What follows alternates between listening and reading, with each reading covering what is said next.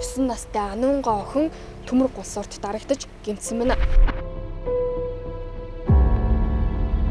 Тэрийг унана гэж мдээгүй болохоор л тоглосон. Дүүгээ бэлтснээс цааш тийш авчихгүй. Зориултын газрын тоглож байгаа юм даа гэдэг 50 байж болохгүй юм байна.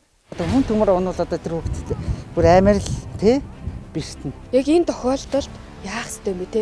Энэ хэний хариуцлага юм бэ? Нэг охин толгоогоо хахалсан гэдэг нас орсон гэж тийм л хүүхэд. Ийм хүч үүсгэд тэр хүүхэд бэртгээргүй тоглоомыг энэ талбай дээр байрлуулах ёстой. Тарж унсан гулсуурыг ачаад явуулсан тэр нь тэгэл арга хэмжээ болчдөг юм байна лээ. Одоо яг хамгаалт гэдэг нь яг яаж яах хэвтэй юм. Стандарт нэгэнт мөрдөгдсөн. Энэ бол хууль.